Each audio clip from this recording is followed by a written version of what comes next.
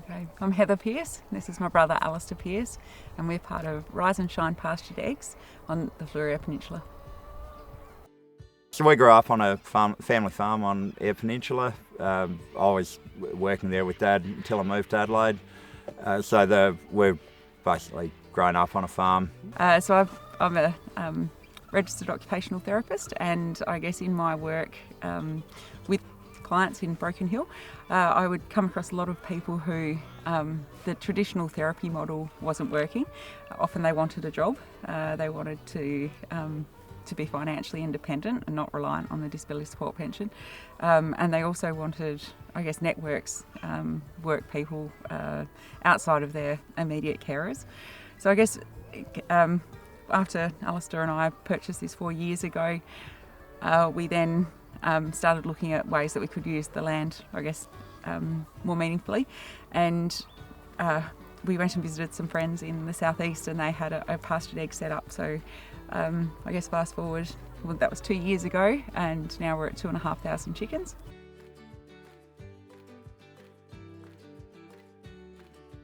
Hi, I'm Stephen Verco. I'm a poultry farm worker here at Rise and Shine, and yeah, I love it. I like being part of the Rise and Shine team because just the team. The team's really good. We get along well. We get together before shift. We work out who's doing what. And if there's any issues, we all get together and help each other out. So she's beaut, mate. We love it. People I work with are really good. Alistair and obviously Heather look after us the best they can, and we enjoy it, and we enjoy each other's company when we come out here. We have a bit of a laugh and banter as we do our job, you know, because different circumstances come up, and yeah, we get along really good.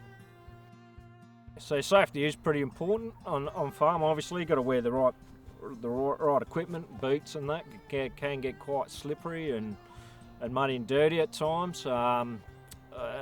Sometimes we'll mask up. If it's in the summertime, it gets really dusty and blows a lot of dust around, so we mask up every now and then.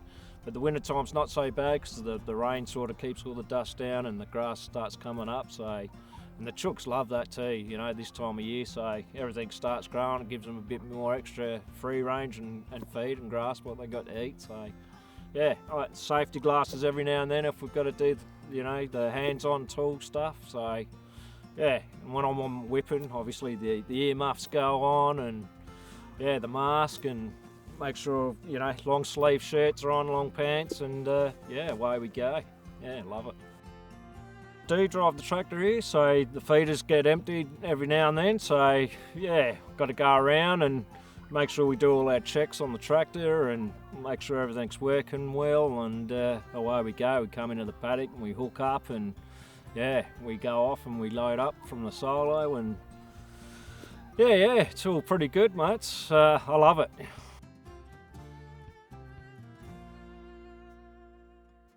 My confidence, I've always had the confidence of working in as a team, obviously from previous experiences from what I've had. I did struggle there for a little while personally, but this is really, I found this, and it's really helped me in my confidence and got me back on my feet and the fresh air and things like that. So no, I'm really grateful for Heather and Alistair for giving me the opportunity to work here. I love it.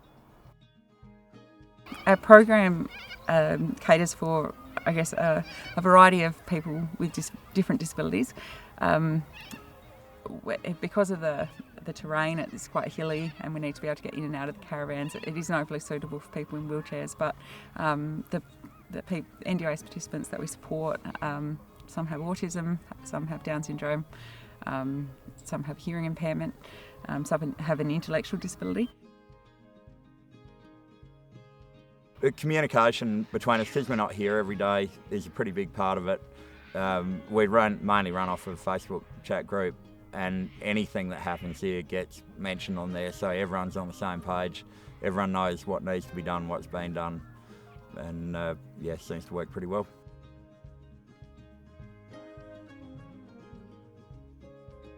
I'm Jinder Holland.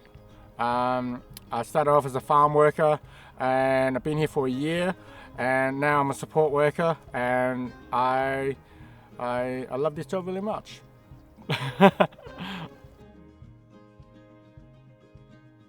At the start, it was a challenge for me, just to adapt with the outdoor environment, adapt with the chickens.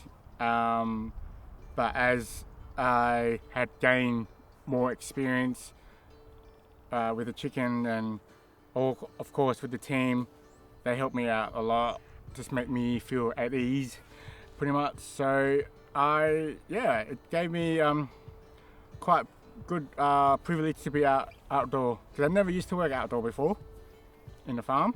So yeah, a safe workplace for me is obviously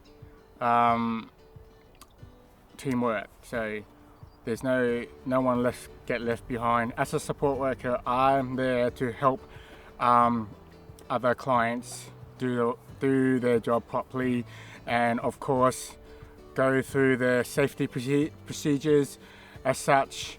Make sure that they are not slipping on the weather like we have now, winter.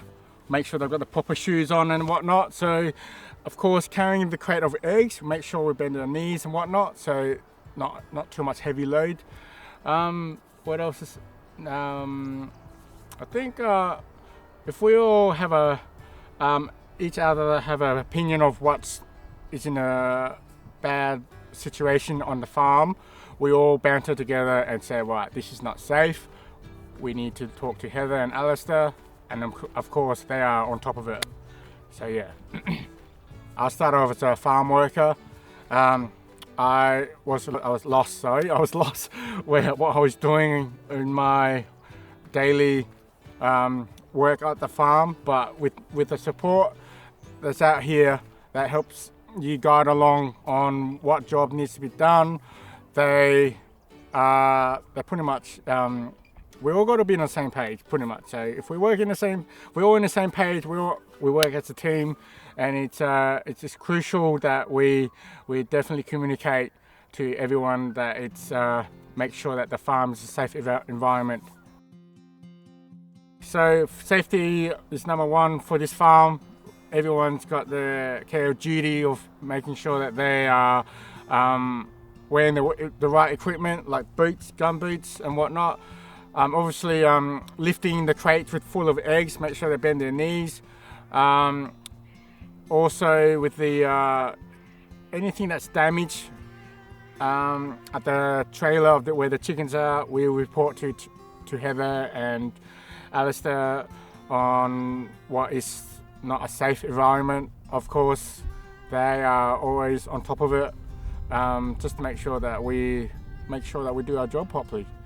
And of course, we don't want any incident and that, so we want to make sure that this place is all safe for all the staff here, that we do make sure that we do our job properly. Yeah, I've been here for a year. I've never done an outdoor job before. I've been been working in factories and in the kitchen and that. So I've pretty much first time a year ago, I've never felt comfortable outside actually because of the chickens and that. So became close to them as my shift gone by. Obviously, outdoor wise, you can't get a better view than this. Hey, like this farm work is good. Like I quite enjoy being outdoor. I'm not. I wouldn't say. I think I feel like fresh air. I feel less stressed. You know what I mean? Like it suits me. Hey,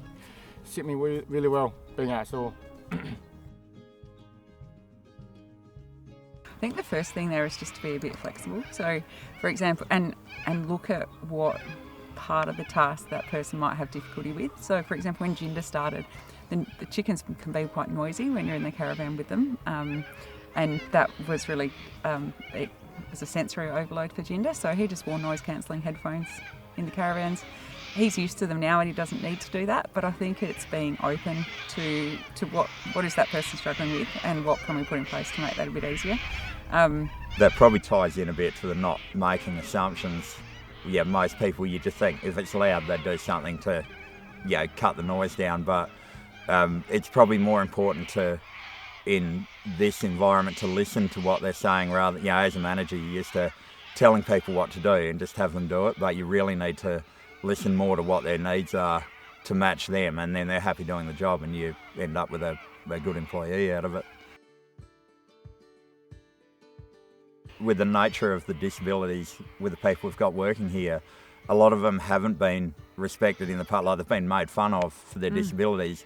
So once they realise they're in a safe environment, they actually really love it. It brings out the best in them, and we've seen that with pretty much all the people here.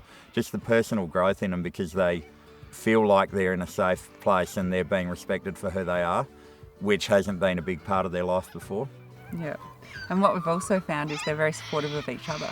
So we had a support worker who wasn't respectful towards them. So we had the opposite, like their job should be, demonstrating that, and she wasn't. And they actually, they really, gather around each other and said, we don't like it when she speaks to us like this. And it was really lovely to see that, that they recognise the importance of that being safe at work and what that creates. If you took a traditional approach of just showing them and expecting them to do it, they probably wouldn't have lasted very long. But it's really one of those things where the more effort you put in, the more you get out of it. Just seeing the difference that it makes in people's lives is probably one of the most rewarding parts that I've had of being part of this. And I'll give you an OT example. So often, I'll write a report saying that someone needs supports to shower regularly. And what we found with one of our participants, instead of needing that support worker to go and help them showering, because they were coming to work, they'd have a shower. So it solves a lot of those problems because they're intrinsically motivated to be part of it. It's not an external person saying, come and you need to do this. It's something they want to do. So I think because they feel that they're part of something and that we need them, there's an accountability part, which once you have those, I guess you get past that initial, I don't want to do that. You do want to do it because you'll see someone at work that you haven't seen all week, and all those social benefits of working. So when we're training people on what to do here, we found it's really helpful breaking things down into almost kind of dot points. You'd think it'd be pretty simple to know clean and dirty egg, but you really need to specify what's clean and what's dirty, how to deal with them, what way to put them. Every step of that needs to be itemised, and that's how it turns into an easy job for people who haven't done it before. Yeah. We have 10 employees and 6 of those haven't ever had a job before. So it's all new, and just understanding, I guess, or acknowledging that it is new, and you have to teach some of those really basic things, like I need you to fill your timesheet in, and I need you to, respect social boundaries. And yeah, exactly. And if someone tells you something, they've done it in confidence, so don't go tell everyone else. So some really like life skills that you actually don't get that through therapy. You don't get that through going with a support worker somewhere. You get that through a real life work environment, which is, I think that's one of the really valuable parts of the program.